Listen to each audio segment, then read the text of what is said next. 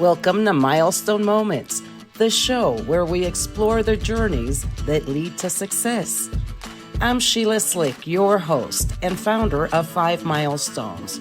In every episode, we will bring you insights from the minds of entrepreneurs, leaders, and experts who will share not just their expertise, but the milestone moments that have reshaped their journeys and led to significant achievements.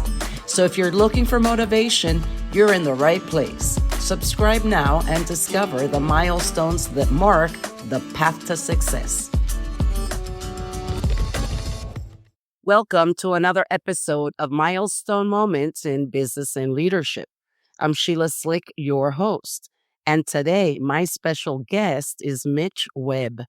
Mitch is a nervous system and holistic health coach who is dedicated to helping high performers, entrepreneurs, and individuals struggling with chronic symptoms. He helps them reclaim their health by addressing the root cause of disease, unresolved trauma, and nervous system dysregulation. Mitch's journey into the world of health and healing was deeply personal. As a sought-after coach, speaker, and educator, Mitch has been featured on numerous podcasts and platforms where he shares insights on nervous system healing, trauma recovery, and holistic wellness. His work continues to empower individuals to break free from survival mode, to reconnect with their bodies, and to create a life of vitality and ease. Welcome to the show, Mitch. Sheila, thank you for having me. I appreciate the introduction. So let's start. Yes. Your healing journey began with personal struggles and then evolved into helping others find their path to wellness. Can you tell me a little bit about that defining moment when you realized that your personal experience could become a catalyst for transformation in others? What did that look like? Oh yeah, sure. I love that question, and it takes me back to part of my journey that I haven't really talked about in a long time. You know, early on, some of the things I dealt with, heavy metals, Lyme disease. I lived in a house with black mold, and when I first was starting to realize that I was sick, and found myself very thankfully at a functional medicine doctor that's really going to be geared around looking at root cause, because the Western medical model had just failed me at that point. And I was obsessed with, I really dove into health and healing and trying to understand what it meant, like how do I eat, how do I move, what supplements to take, and what's going on with my body, and how do I manage all of this. And you know, I'm in this doctor's office. It's like a Lyme. They dealt with patients who have Lyme disease, and man, I saw some people that were in some really really tough situations, and it was hard to watch. You know, even me at the time, with what I was dealing with, I kind of didn't want to even understand a whole lot of what Lyme disease was. I didn't want to accept a label. I just wanted to get better and understand what it was going to take to get myself there. And I'm trying everything that I'm learning on podcasts. You know, I was really into like biohacking at the time. That's definitely changed, but it was what I needed in the beginning to just start making changes and feel like I was in control in a situation that felt out of control. But kind of the way it happened is I'm trying all these things, and I felt like I was the only patient in the office that was getting better. And so while I was waiting in the waiting room, you know, I just started doing what I do, talking to people, and started asking like, what's going on? What are you dealing with? What symptoms? Or what's, you know, how you feeling?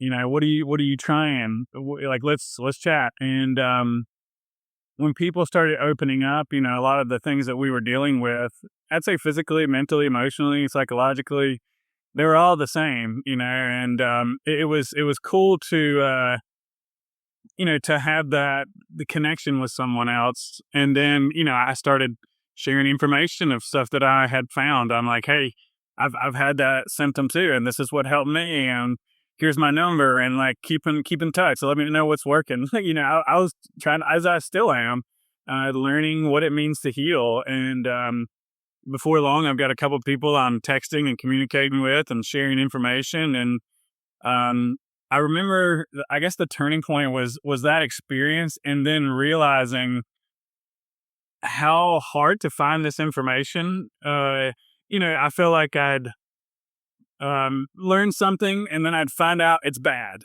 or find out it's not right for me. And there's a lot of fear mongering that goes on in the health industry, and just trying to sift all through all of that and figure out what is right for me, and then sharing that with other people. And at that time, I was in the corporate world, and it was a couple more years before I left, but I left because I wanted to start my own thing where I could, give people good information and help them, like I help myself, and save them time and energy doing it. So just because I'm not very familiar with Lyme disease, what are some of the symptoms? Did it affect the central nervous system? Is that Oh yeah, is a tick-borne illness. You're gonna get a tick bite. There could or could not be a bullseye rash that forms on your body. That's usually an indicator of you've gotten bit by a tick that has Lyme disease. Um, Lyme was started in Lyme, Connecticut. There's even research that I've seen where it was engineered, and it was like uh, a way to control a population.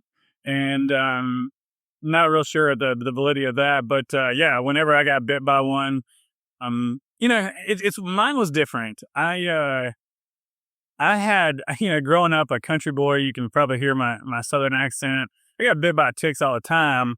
And it wasn't until I moved into the house with black mold that it really affected me. So living in that in toxic environment of the black mold suppressed my immune system. And so Lyme came out. And those symptoms are very similar to mold. They kind of mirror each other. It was a lot of brain fog, a lot of fatigue, anxiety as well. Um, I didn't sleep really well, and I would get lost driving in my hometown. Really achy joints, and yeah, just feeling like crap.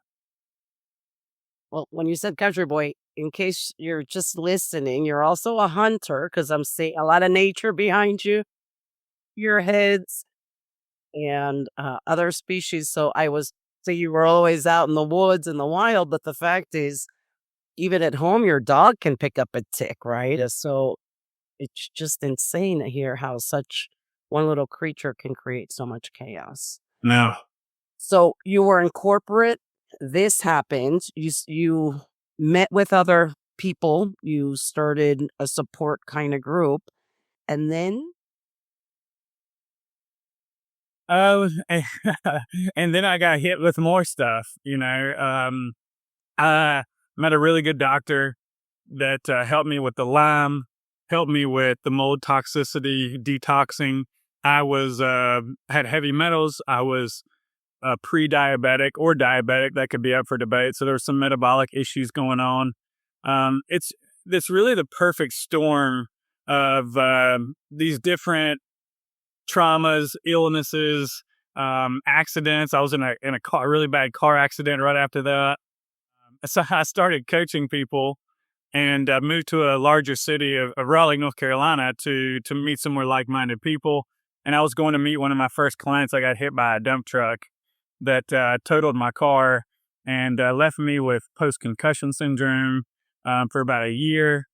As I recovered from that, I got long haul COVID 3 times. So for 3 years, I had long haul COVID. It brought me to my knees. Destroyed my gut health, hormonal health. I could not exercise anymore. I had massive amounts of fatigue. I wasn't sleeping, and all the things that I had learned up until that point, they weren't working anymore. And that is when I learned. I read The Body Keeps the Score. Maybe a lot of people have heard of that book. It talks about how the body can, and when we don't process different traumas, like I've been through with illness and Then there's early developmental stuff and our childhood stuff that inevitably, a lot of people deal with. I was completely unaware. So reading that book really opened my eyes, and had some really good mentors and friends help me see that a dysregulated nervous system is at the root cause of a lot of these illness and things that I was dealing with. When your nervous system is dysfunctional, it's connected to your immune system, your hormonal system. It affects digestion and rest and safety. And and when I started to really dive into that, to working with therapists and meeting my mentor Irene Lyon, and learning her course and her way of building capacity and learning to regulate the nervous system, things just started really shifting quickly. So it was like a 20-year journey. This isn't a short time of looking for answers. And certainly the foundational stuff of eating healthy and moving well, and uh, we're exactly that, foundational. The nervous system is where I found the most healing, and within a couple months of doing one of her courses and going to therapy and doing those things, I started eating food again where I could not. I started putting on weight. I started exercising again. Started getting my energy back. And like I do, I take that and I try to learn as much as I can, and share that with other people. That's quite a transformation. So, how do you help leaders, entrepreneurs, individuals effectively navigate the nervous system, keep it regulated so that they can maintain personal well being? What does that look like? It's for me. I think a big part of it is reconnecting with the body and learning to listen to, our interoception is what you would call that. The body's communication communicates through emotions, through sensations. It's little intuitions and things like that.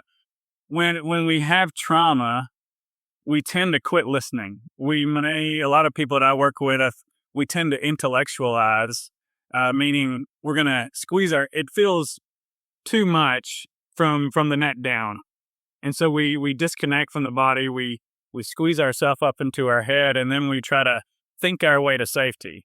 That's what I was doing by, trying to take the next supplement, do the next detox, the next restricted diet, the more punishing workout. These things could be sold to us as a hitting the peak of health.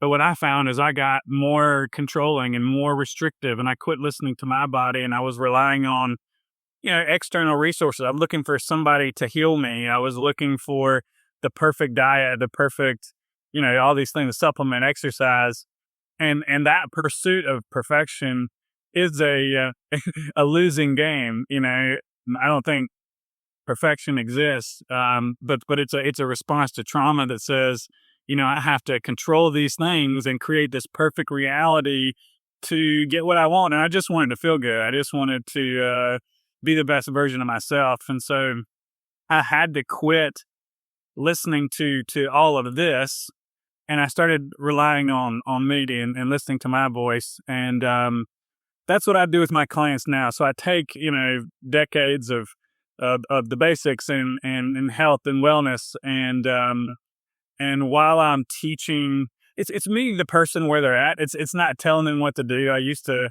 want to do it my way, and that's not how this works. It's really your way, and you can't do it your way unless you can listen to the body and respond instead of reacting to every new shiny object that you think is gonna fix you.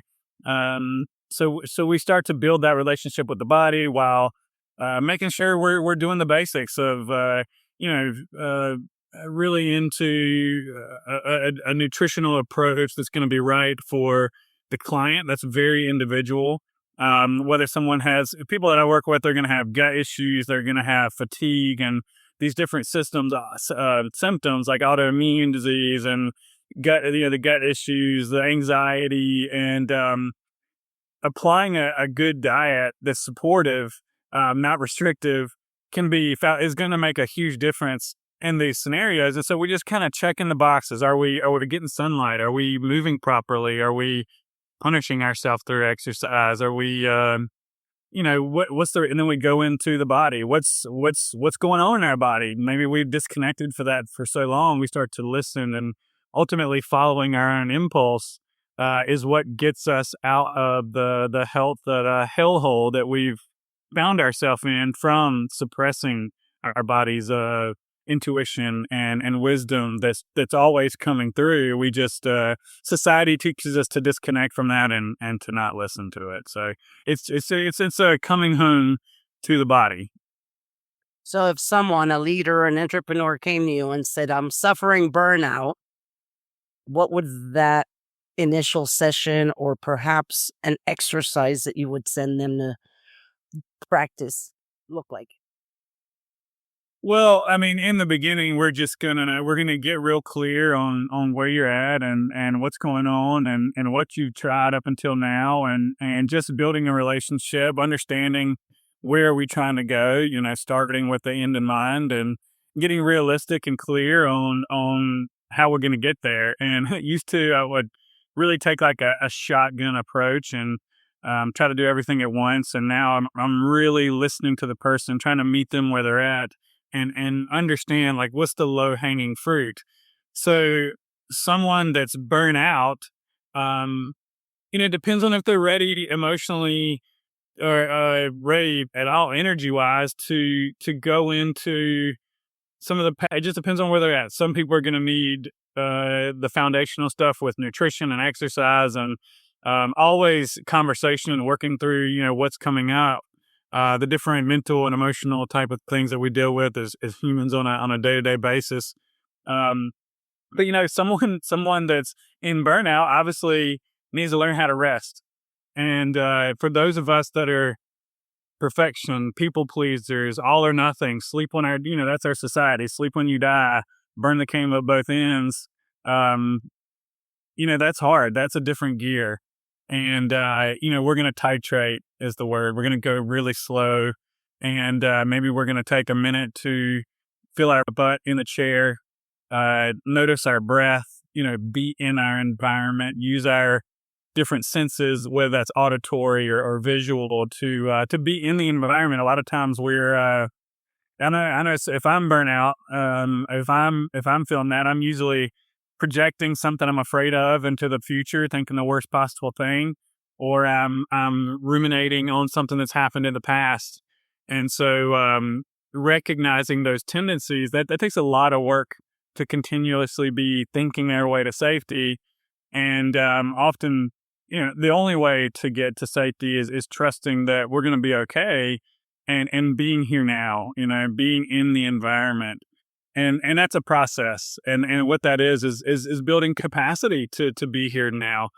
Certainly those protective patterns of people pleasing and thinking the worst possible black or white type stuff that served us at some point, that made us feel safe. And so, recognizing that as a protective mechanism from likely a stressful situation we didn't have the capacity to deal with. But we want to build our capacity to be here now, to be with that, and to, as you say, it's getting the lessons from these experiences instead of repeating them over and over again, because that's really what's going on when we're holding trauma in the body. Is this unsafety that we feel comes from a past experience that was overwhelming, that our body feels like is happening all the time right now. And so it's a process, it's slow. It requires co-regulation, in a setting where client feels safe and supported. And, we're building safety and meeting the person wherever they're at, one step at a time. So you do this through one-on-one coaching? Is that your service? Yes. One-on-one.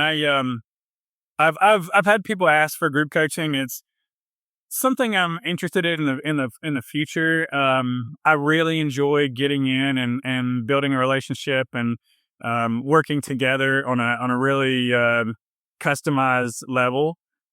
I think everybody is sort of different. To make a blanket statements is really hard for me. And I like getting in and doing the heavy lifting, if you will, and teaching the client to become their own medicine through the one-on-one journey. So, what is your next milestone? My next milestone, I mean, it's putting this together in an offering and growing the business. It's I've been doing so much of my own personal work, and I think it's one thing to intellectualize and to under or to have the knowledge and to understand it. And it's a different step to embody that, and that's what I've been working on. And um, tend to attract clients that are in similar situation that I've been. And so now it's how do we take years of learning. Sometimes it's hard for me to know where to start sharing because there's so much information, and that's where I love to meet the client because it's about them. It's not about what I'm sharing. But my next step is learning how to put this information out there, attract the clients, and help the people that need my help. So, if you could put a number on the amount of clients that you're looking to help, what would that number look like? You know, Gosh, that's a great question.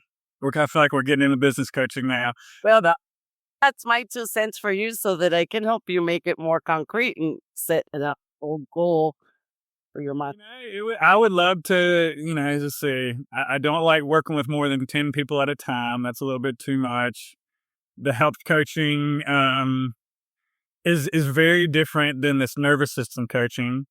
Um, so if we're talking about like 12 months from now, I would love to see 50 clients. That would be awesome.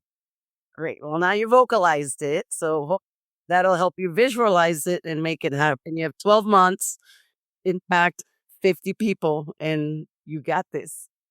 Yeah, yeah. No, I appreciate that. There's a lot of I don't know if you get into energy and in my mentorship, all these ladies are introducing me to like human design and horoscope type stuff. And if you're into that, there's a lot of this manifestation, creation, action, energy, and so it fits right into what I'm feeling. So I appreciate that little help there, a little tip.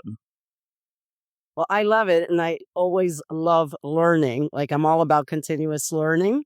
And every time I meet a guest, I learn something new. With the energies, I've had one with my chakras. I was like, well, what do those colors look like? And she said, you're yellow right now. I'm like, yellow. I was afraid to ask her, what does yellow mean?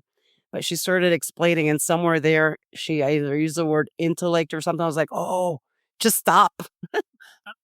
Chill. It was like you made my day. You're saying I'm intelligent.